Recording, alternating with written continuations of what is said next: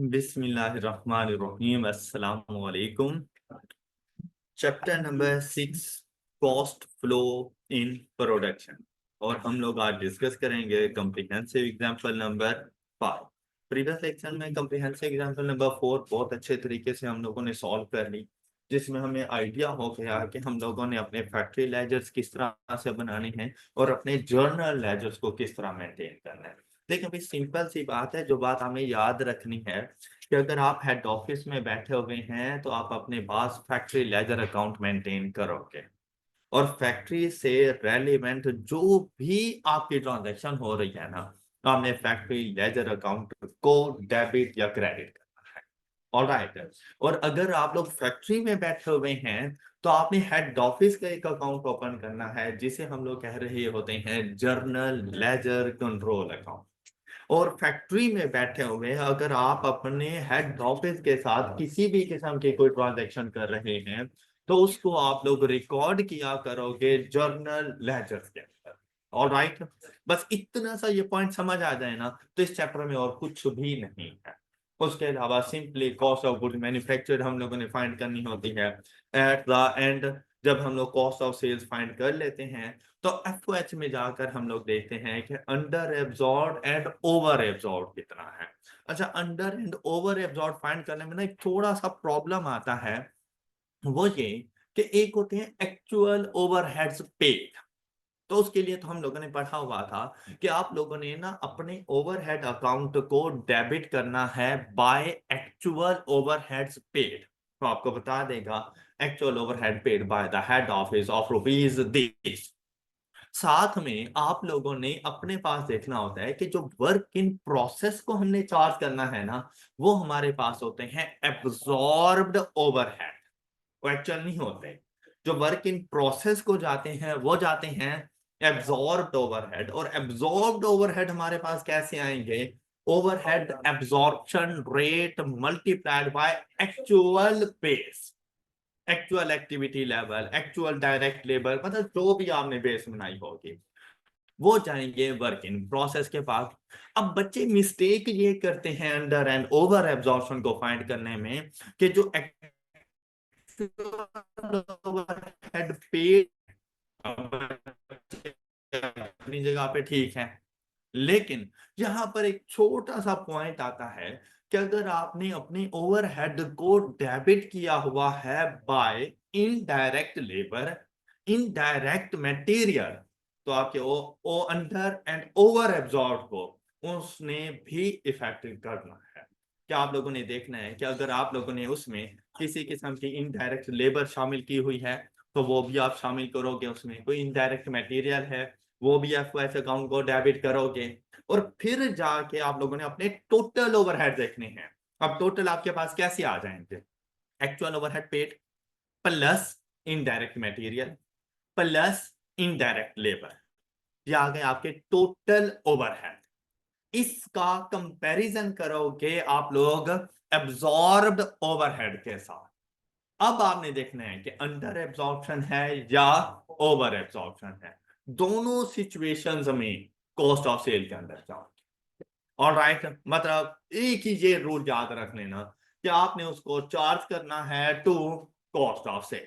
अब वो according to situation होगा कि आपने कॉस्ट ऑफ सेल को डेबिट करना है या क्रेडिट करना है, डिपेंड करता है एफएच अकाउंट को आपने डेबिट किया या क्रेडिट। कोई डाउट? अच्छा, अब इसी से रेलिवेंट ना डिफरेंट डिफरेंट टाइप के आपसे क्वेश्चन किए जा सकते हैं।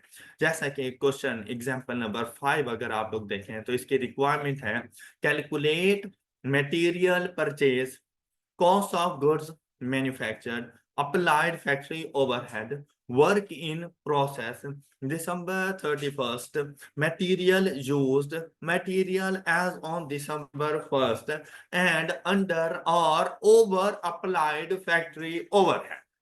और जो डाटा हमें गिवन है उसमें हमें कहता है the following information is available for the month of December 2000 of college enterprises. और क्या बता रहे हैं आप लोगों को? कहते हैं एक्रूड पेएबल दिसंबर 1st ओपनिंग, हमारा कोई पेएबल है, अब पता नहीं कौन सा पेएबल है हमारा। नेक्स्ट, और अगर सपोज ये क्वेश्चन में साइलेंट हो कि कौन सा पेएबल है तो अगर ट्रेडिंग बिजनेस है तो पेएबल फॉर गुड्स, और अगर मैन्युफैक्चरिंग बिजनेस है तो payable for raw material. Okay, अगर क्वेश्चन साइलेंट हो तो वो आपका क्रेडिटर होता है। तो क्रेडिटर है तो मतलब आप उससे गुड्स परचेज कर रहे हैं। आप ट्रेडिंग बिजनेस कर रहे हैं तो आप फिनिश गुड्स ही परचेज कर रहे हैं। आप मैन्युफैक्चरर हैं तो आप फिनिश गुड नहीं परचेज कर रहे हैं, आप रॉ मटेरियल उससे परचेज कर रहे हैं। ऑल राइट, ये अंडरस्टूड है कि आपने ऐसे ही अज्यूम करनी है।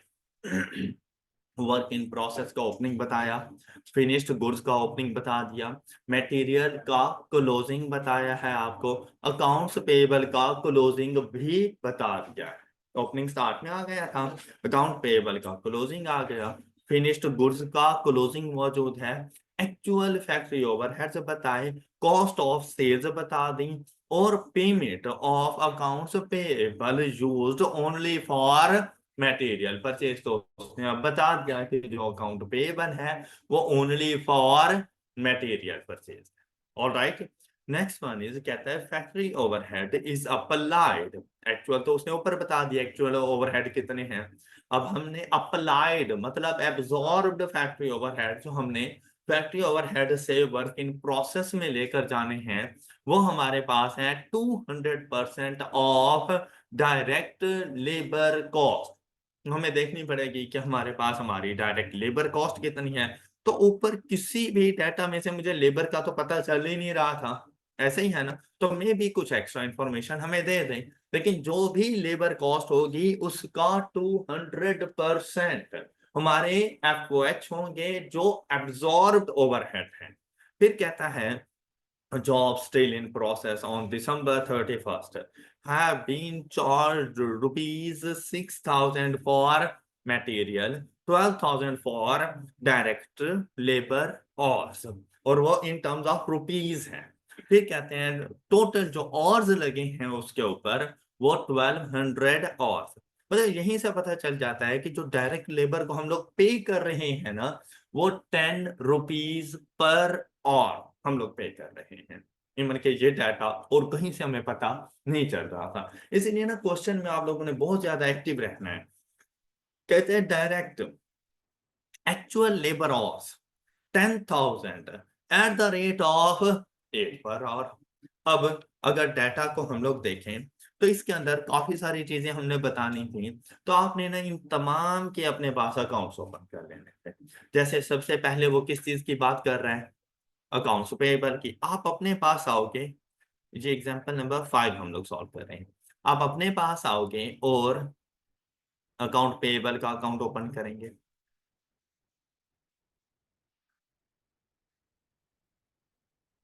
फर्स्ट अकाउंट इज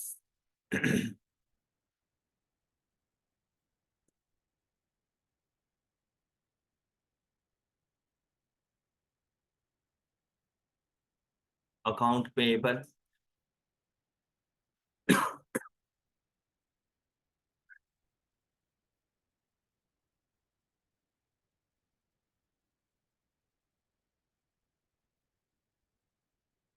ओपनिंग बताया सबसे पहले उसने। तो ओपनिंग अकाउंट पेएबल का ओपनिंग कौन सी साइड पर जाएगा, balance brought down of rupees.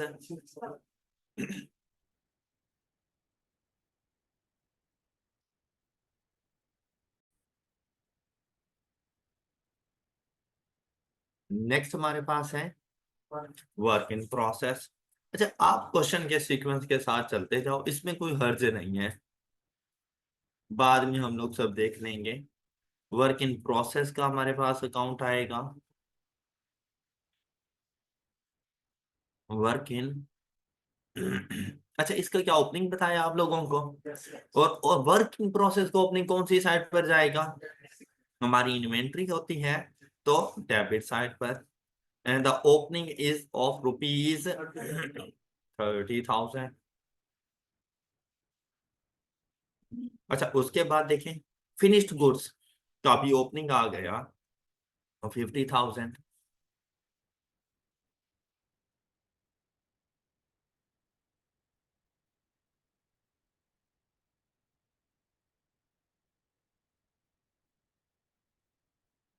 Finished goods account और इसका ओपनिंग कौन सी साइड पे रिकॉर्ड करेंगे?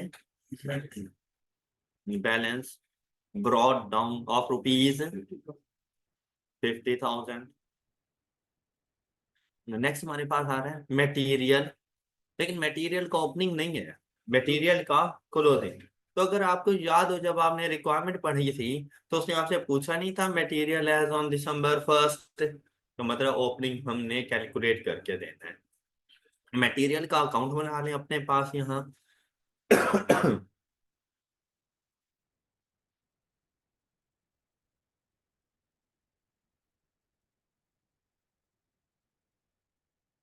Material account,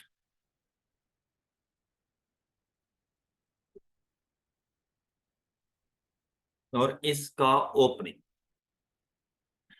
balance brought down which is sorry, तो ओपनिंग नहीं है, रहने दो, आएगा तो सही ना। उसके लिए लिखा है कि जब आएगा तब इधर लिख लें। तो क्लोजिंग कौन सी साइड पर आएगा हमारे पास? क्रेडिट साइड पर। And the material closing balance is 15,000। 15,000। Next आपके पास है अकाउंट्स पेएबल। अकाउंट्स पेएबल का अब क्लोजिंग मिल गया 10,000। पहले से अकाउंट मौजूद है, सिंपली आपने जाना था और इसका बैलेंस कैरी डाउन अपने पास रिकॉर्ड करना है कितने का? 10,000 का। Next transaction finished goods December 31, closing बताया, फिनिश्ड गुड्स का ऑलरेडी अकाउंट मौजूद है, तो फिनिश्ड गुड्स अकाउंट का balance carried down is 60,000। Next one is actual factory overhead.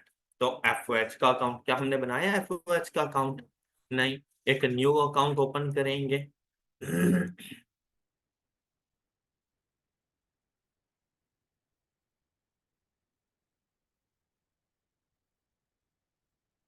FOH account. अच्छा, अब हमें क्या बता रहे थे एफओएच के रेलेवेंट? देखिए भाई, एफओएच का कोई balance brought down carry down नहीं होगा। क्या बता रही हूँ आपको? Actual factory overhead. तो एक्चुअल फैक्ट्री ओवरहेड कहाँ पे रिकॉर्ड होते हैं? एफओएच अकाउंट की डेबिट साइड पर। और ये बैलेंस है हमारे पास 150,000। आपने यहाँ पे जाना था और अपने पास रिकॉर्ड कर दिया 150,000, और ये एक्चुअल है, आप पे कर चुके हो तो बैंक लिख दिया। ओके। अच्छा, next is cost of sale. Cost of sale का ताल्लुक ना आपकी फिनिश्ड गुड्स से होता है। ओके, तो आप लोग अपनी फिनिश्ड गुड्स में जाओ और फिनिश्ड गुड्स में कॉस्ट ऑफ सेल यहां पर आ जाएगी। The amount is of ₹300,000। जी, the next one is payment of accounts payable 35,000। Account payable को पेमेंट करेंगे, तो अकाउंट पेएबल अकाउंट डेबिट होगा या क्रेडिट होगा? डेबिट हो जाएगा। और क्रेडिट कौन होगा?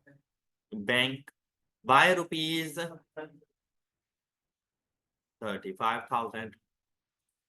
इसके बाद देखें factory overhead applied rate is for 200 of the direct labour cost. साथ में कहते हैं जॉब स्टिल इन प्रोसेस। तो अगर आप लोग देखें ना ऊपर जो उसने हमें टेबल बताई तो उसमें कहीं पे भी वर्क इन प्रोसेस का क्लोजिंग नहीं था, ओपनिंग उसने आपको बता दिया था।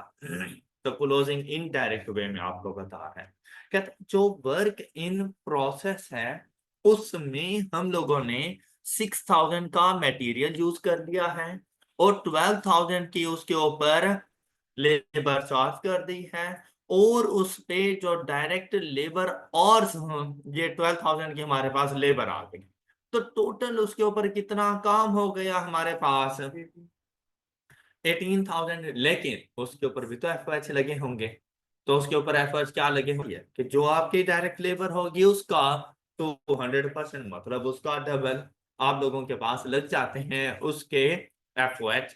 तो वर्क इन प्रोसेस का क्लोजिंग फाइंड करने के लिए आप लोगों ने मटेरियल जितना उस पर लग चुका वो प्लस उसके ऊपर आपने जितनी लेबर अप्लाई की वो प्लस उसके ऊपर जो एफओएच लगे।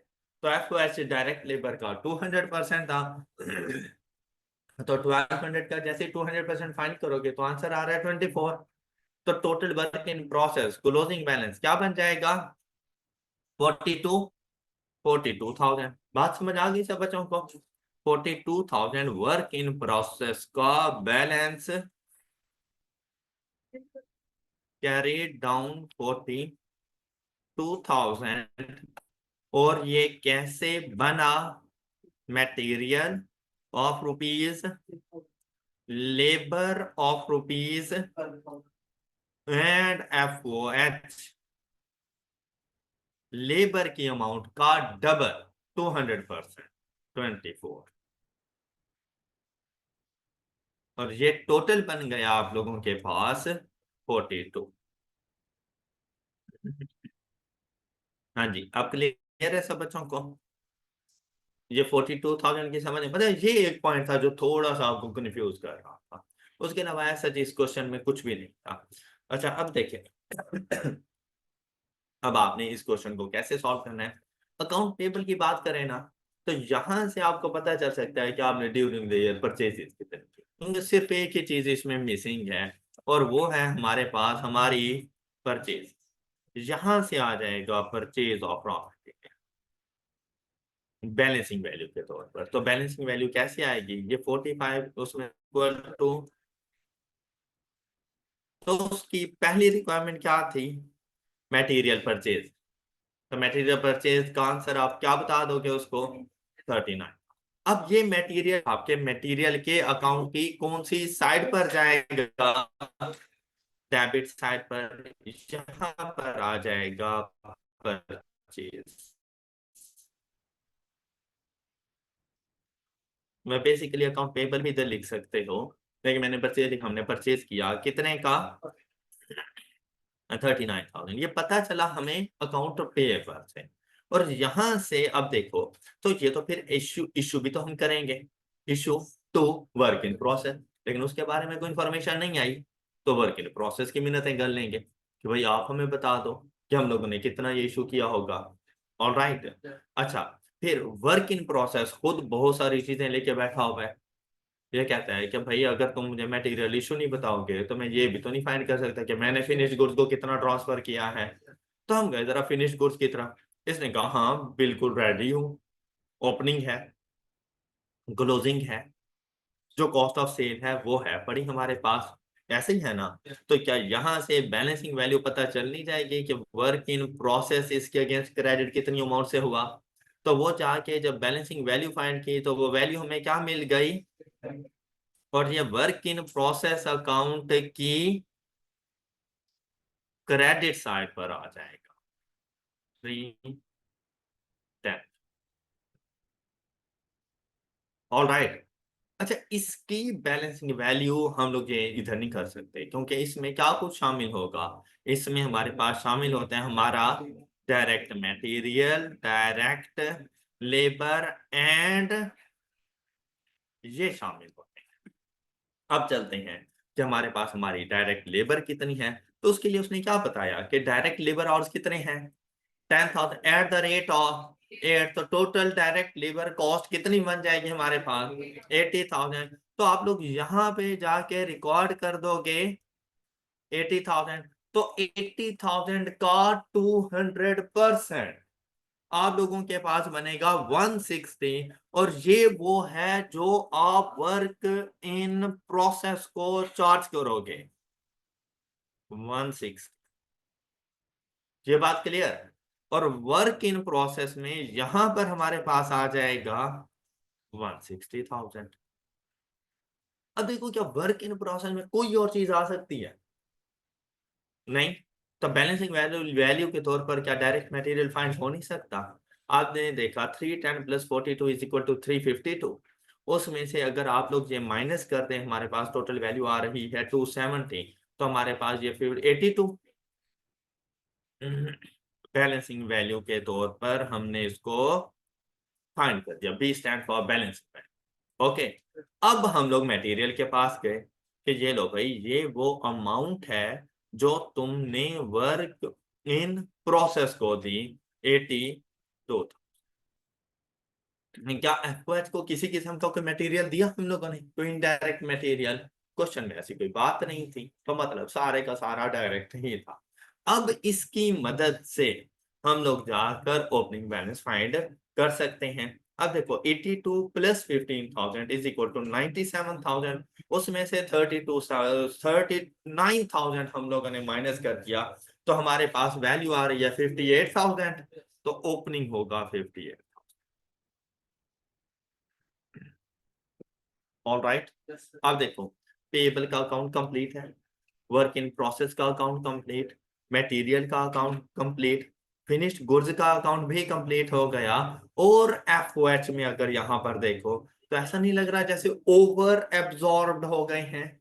अब अगर ओवर एब्जॉर्ब हुए हैं तो कितनी अमाउंट से ओवर एब्जॉर्ब हैं, और ये किसको चार्ज कर देंगे? Cost of sale. अब पहले हमारी कॉस्ट ऑफ सेल क्या थी? 300,000। अब क्या कॉस्ट ऑफ सेल में ऐड करूं या लेस करूं? तो गौर करें तो मैं कॉस्ट ऑफ सेल को क्रेडिट कर रहा हूं, जबकि खुद कॉस्ट ऑफ सेल की नेचर क्या है? डेबिट। कॉस्ट है, एक्सपेंस है, डेबिट नेचर है। तो पहले 300 की है, अब मैं क्रेडिट कर रहा हूं 10 से। तो basically due to over absorb मेरी कॉस्ट ऑफ सेल ज्यादा है, तो मैं 10,000 से उसको कम कर दूंगा, तो मेरी कॉस्ट ऑफ सेल क्या बन जाएगी? 290।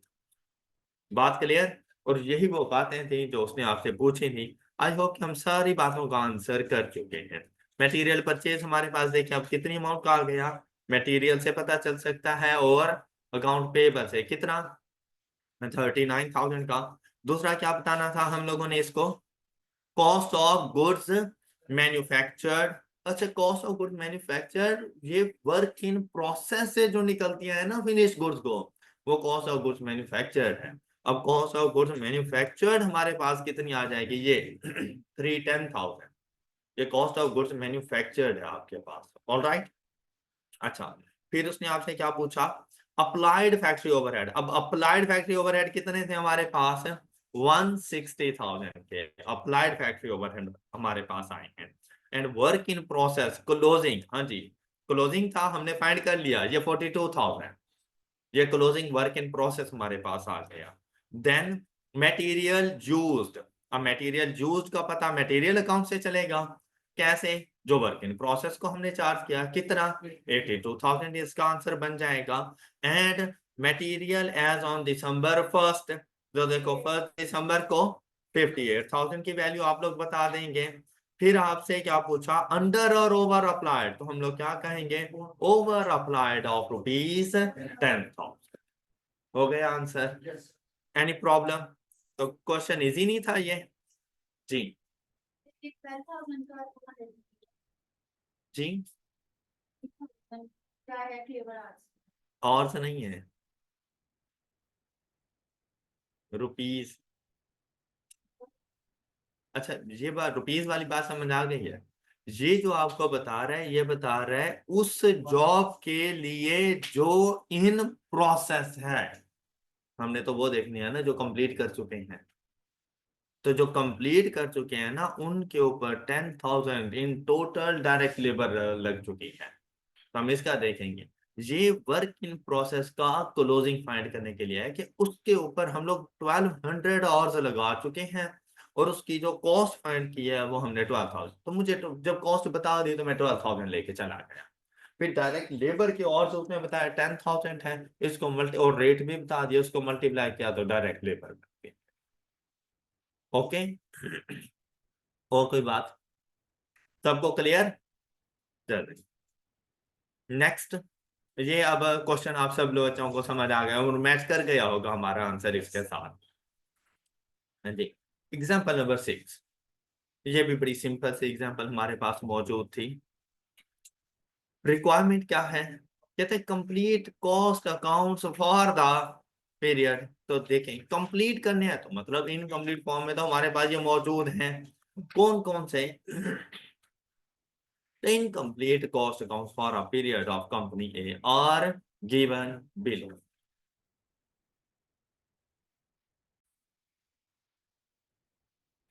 The incomplete cost accounts for a period of company A are given below.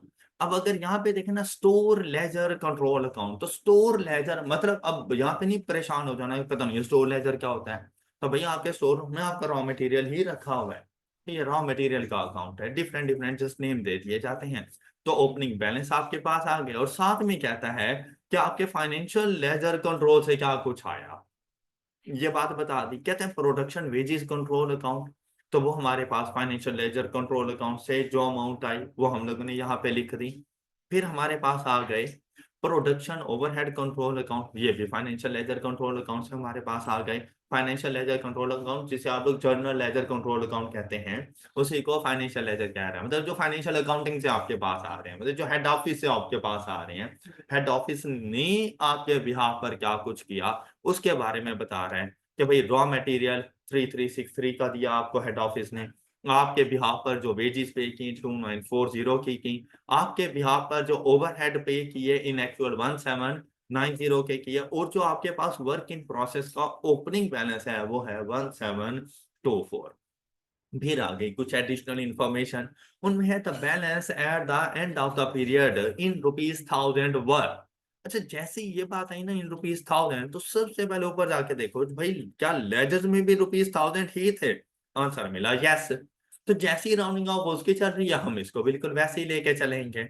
अब क्या अमाउंट आ गई, कहता है स्टोर लेजर, कहते हैं balance at the end of the period, किसका?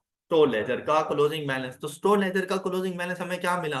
2543। हम स्टोर लेजर में आएंगे और यहां पर लिख देंगे उसका बैलेंस कैरी डाउन 2543। इसी तरह से आपको उसने कहा कि आपके वर्क इन प्रोसेस का बैलेंस कैरी डाउन, और वो आपके पास है 2295। तो हम लोग यहाँ पर लिखेंगे वर्क इन प्रोसेस का बैलेंस कैरी डाउन 2295, ये इसका बैलेंस कैरी डाउन आ गया। अब ये हम कंप्लीशन की तरफ जा रहे हैं। नेक्स्ट कहता है during the period 65,000 kilos of direct material. अब देखिए इसके साथ उसने मल्टी रुपीज का वर्ड नहीं लगाया, और मुझे चाहिए इन टर्म्स ऑफ रुपीज, तो वो मुझे फाइंड करना पड़ेगा। दूसरी बात 65,000 इन टोटल है, तो जब आप इसको मल्टीप्लाइड बाय पर किलो रेट करेंगे तो आपके पास टोटल अमाउंट आएगी, जबकि आप लेजर्स में अमाउंट इन ₹1000 कर रहे हैं, तो राउंडिंग ऑफ का ख्याल रखिएगा। अब आता है direct material were issued from store at a weighted average price rate of 48 per kilo. The balance of the material issued from store represent indirect material. तो ये डायरेक्ट मटेरियल जो हम लोगों ने इशू किया 65,000 multiplied by 48, the answer is 3120,000। तो वो 1000 eliminate कर देंगे। तो अब रॉ मटेरियल मतलब स्टोर लेजर कंट्रोल अकाउंट में जाओगे, यहां से जो वर्क इन प्रोसेस को चार्ज कर रहे हो वो आएगा 65 मल्टीप्लाइड बाय 48। 65 को भी मैंने अमाउंट से ₹1000 कर लिया ना, तो मल्टीप्लाइड बाय 48, तो वैल्यू आ जाएगी 312। अच्छा उसने कहा कि अब इसको क्लोज कर दो, लेकिन उसने कहा लाजिमी बात है ये बैलेंस इक्वल नहीं आ रहे। अब डेबिट का टोटल करो, तो आपके पास देखो डेबिट का टोटल आपके पास क्या आ रहा है 6003, जबकि क्रेडिट का टोटल करो तो आप देखो आपके पास वैल्यू क्या आ रही है, क्रेडिट का टोटल करें वैल्यू क्या आ रही है आपके पास, तो क्या ये दोनों इक्वल हैं? तो उसने क्या कहा है कि भाई इसको इक्वल कर दो। अब वैसे करना हो तो शायद मैं बैलेंस कैरी डाउन लिख देता, लेकिन वो तो पहले से लिखा हुआ है। तो कहते हैं जो अब बैलेंसिंग वैल्यू आए, कौन सी साइड पे बैलेंसिंग वैल्यू आ रही है? क्रेडिट साइड पर आ रही है, तो कितना डेफिसिट आपको नजर आ रहा है 340। कहते हैं ये जो डेफिसिट नजर आया है ना ये इनडायरेक्ट लेबर है। तो जो डायरेक्ट लेबर थी वो कहां चली गई, वर्क। तो इनडायरेक्ट लेबर किसके पास जाएगी, एफओएच के पास। तो ये आ गई हमारे पास बैलेंसिंग वैल्यू। अब एफ अकाउंट भी तो हम लोग बना रहे थे, क्या बना रहे थे हम लोग? तो एफ अकाउंट को जाके डेबिट कर दो, कितनी अमाउंट से? 340 से, अगेंस्ट इनडायरेक्ट ले, नहीं, इनडायरेक्ट मटेरियल। हाँ जी, बात समझ आ गई सब बच्चों, कोई मुश्किल? अच्छा, अब नेक्स्ट देखो। अब देखो, एक सीक्वेंस के साथ हम लोग क्वेश्चन को लेके चलते हैं ना, तो बड़ा इजीली क्वेश्चन हैंडल हो सकता है। तो अगर स्टार्ट में ही क्वेश्चन देखते हैं, आपका प्रॉब्लम यही है, स्टार्ट में क्वेश्चन देखते हो और कहते हैं हमसे तो ना हो पाएगा, ये पता नहीं उसने क्या उठा के दे दिया है। अच्छा, अक्सर बच्चे ऐसा करते हैं, ये नहीं कि उनको कॉस्ट अकाउंटिंग नहीं आती, नहीं ऐसा नहीं है, उनको आती है, उनकी जस्ट नियत नहीं होती। वो देखते हैं ये सर्जरी रिक्वायरमेंट में तो समझ ही नहीं आया कि उसने पूछा क्या है, और जब डाटा देखा फिर तो वैसे मेरे औसान खाता हो गया कि पता नहीं क्या कर रहा है ये हमारे साथ। अब एग्जाम्पल 5 के बारे में बच्चे यही सोच रहे होते, हालांकि कुछ भी नहीं था। एग्जाम्पल 6 में देखो, कुछ भी नहीं है, जस्ट थोड़ी बहुत पोस्टिंग ही तो कर रहे हो, और उसके अलावा तुम लोग क्या कर रहे हो। लेकिन जब आपकी नियत नहीं होती ना, तो आपके लिए बेस्ट बहाना है, सर जी हमें तो आज तक इस चैप्टर की समझ ही नहीं है कि आप कर क्या। तो हमें भी ना आपकी शक्लें देख के पता चल जाता है कि बाकी आपको समझ नहीं आई, आपकी नियत खराब थी, तो हम बिल्कुल वैसे ही बिहेव कर रहे होते हैं। अब यहां पर देखो, 2/3 of the production wages are classified as direct. अच्छा, वेजेस के हवाले से देखो तो उसने आपको कितना, ये देखो प्रोडक्शन वेजेस, ये आ गई, टोटल कितनी है? 2940। कहते हैं इसका जो 2/3 है ना, वो डायरेक्ट वेजेस है। डायरेक्ट है तो वर्क इन प्रोसेस में हमारे पास जाएंगी, और जो इनडायरेक्ट है हमारे पास वो चली जाएंगी एफओएच। अच्छा, मटेरियल के हवाले से देखो तो वर्क इन प्रोसेस में भी तो मटेरियल आया होगा, तो यहां पर आप उसको लिखोगे डायरेक्ट मटेरियल कितने का आया था? 3120, ये आप लोगों ने यहाँ पे मेंशन करना है। और जो इनडायरेक्ट था वो आप लोगों ने जाकर एफओएच का पार्ट बना दिया था। अब चलते हैं लेबर की तरफ। तो लेबर में कहता है 2/3 ले लेना है प्रोडक्शन वेजेस का, उसको क्लासिफाई करो डायरेक्ट के तौर पर। कहते हैं average gross wage of direct worker was ₹20 per hour. Production overhead और absorb average gross wage of direct worker was ₹20 per hour. Production overhead are absorbed at a predetermined rate of rupees per। अच्छा, अब देखो, simple सी बात अभी, कि क्या labour उठाओ, कितनी है लेबर? 2940, इसका 2/3, 2940 मल्टीप्लाइड बाय 2/3, ये क्या आएगा? ये वर्क इन प्रोसेस में, और जो रिमेनिंग अमाउंट है वो चली जाएगी कितना? 2940 का, या फिर बैलेंसिंग अमाउंट। ओके, ये चले, ये अमाउंट कितनी आ रही है हमारे पास? 980। ये अकाउंट क्लोज हो गया। वर्क इन प्रोसेस के पास चलते हैं, और इसको डेबिट करेंगे 1960 से अगेंस्ट डायरेक्ट लेबर। ओके, और एफओएच के पास चलते हैं, और इसको डेबिट करेंगे इन डायरेक्ट लेबर ऑफ। ये बात समझ आ गई सब बच्चों को? अच्छा, अब जरा गौर से सुनना। अब क्या कहता है कि भाई जो मेरे पास ओवरहेड एब्जॉर्प्शन रेट है वो कितना है? 30 पर, जबकि क्वेश्चन में कहीं पर ऐसी कोई बात ही नहीं थी कि डायरेक्ट लेबर और कितने हैं। तो डायरेक्ट लेबर और कैलकुलेट करने के लिए उसने आपको कहा कि हम डायरेक्ट लेबर को पे कर रहे हैं ₹20 पर आवर, ऐसे ही है ना? तो हम लोगों ने टोटल उसको पे कितना किया? 1960। 1960 डिवाइडेड बाय 20, 20 था 30 था, 20 is equal to 98,000 hours direct labour है। ऑल राइट, बैलेंसिंग ये हम लोगों ने जो कैलकुलेट किया, तो यहां से लेबर और डायरेक्ट हमारे पास कितनी आ रही है? 98,000। तो जो एफओएच को हमने एब्जॉर्ब करवाने हैं वर्क इन प्रोसेस के लिए, देखें वो इस तरह से आएंगे, लेबर कॉस्ट कितनी थी direct 19 divided by per hour कितना एंड मल्टीप्लाइड बाय, तो हमारे पास एब्जॉर्ब ओवरहेड कितने आ जाएंगे 2940। ओके हो गई ये बात, किसी को डाउट? अच्छा ये 2940 वर्क इन प्रोसेस में आ जाएगा, ये यहां पर 2940 कहां से ये बात समझ आ गई सर बच्चों को, किसी को डाउट? अच्छा अब अगर यहाँ पे गौर करो, ऐसा नहीं कि जैसे मटेरियल का अकाउंट क्लोज हो गया, ऐसा नहीं कि जैसे वेजेस का अकाउंट क्लोज हो गया। अच्छा एफओएच की अगर बात करें, तो एफओएच में ओवर या अंडर एप्लॉयड आ सकता है, तो चेक कर लेते हैं। क्रेडिट साइड का टोटल है 2940 और जरा एक्चुअल फाइंड करो 1790 340 प्लस 980 इज इक्वल टू 311, तो मतलब under employed, under absorbed overhead of rupees 170, exact 170 ये आ गए, और ये किसके पास अब चला जाएगा कॉस्ट ऑफ सेल के पास। तो आपके पास ये प्रोडक्शन ओवरहेड का अकाउंट भी क्लोज हो गया।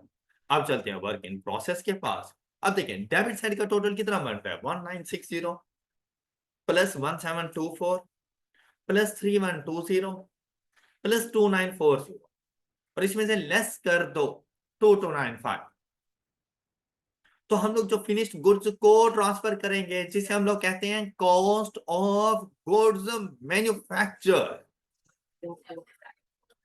7449, और हमारा क्वेश्चन कंप्लीट हो गया। उसने कहा था सिर्फ ये जो अकाउंट मैंने आपको दिए ये कंप्लीट करके दे दो मुझे, तो आप यहां पर देखें इसका आंसर एज इट इज आपके आंसर के साथ मैच करता है। Finished goods work in process देखो 7449 जो हम लोगों ने कॉस्ट ऑफ सेल्स, ये बेसिकली अब फिनिश्ड गुड्स से जा रहा है, तो हम फिनिश्ड गुड्स या कॉस्ट ऑफ गुड्स मैन्युफैक्चर्ड कहेंगे। फिनिश्ड गुड्स इसने हमें नहीं बताया, फिनिश्ड गुड्स से कॉस्ट ऑफ सेल का पता चलता है, वर्क इन प्रोसेस से कॉस्ट ऑफ गुड्स मैन्युफैक्चर्ड का पता चलता है। ऑल राइट, अब किसी को कोई डाउट एग्जांपल नंबर 6 में? सबको समझ आ गई? अच्छा अब एग्जांपल नंबर 7 आपके लिए बहुत ही इजी सी है।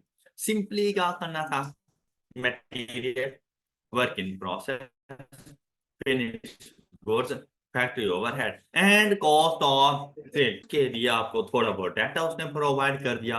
Mister Azad had provided you the following information from his factory ledger for the quarter ended December 31 2005। अब इसके लिए देखें क्वार्टर का एंड हो रहा है ना 31 दिसंबर को, तो क्वार्टर स्टार्ट कब हुआ होगा, 3 मंथ का एक क्वार्टर होता है, तो उसमें आपके पास आपका दिसंबर उससे प्रीवियस नवंबर उससे प्रीवियस अक्टूबर, ये 3 मंथ का डाटा तो स्टार्ट हुआ होगा 1 अक्टूबर से। तो उसने section for quarter and 31 December 5 material purchase, material account की डेबिट साइड पे, डायरेक्ट वेजेस तो वेजेस अकाउंट की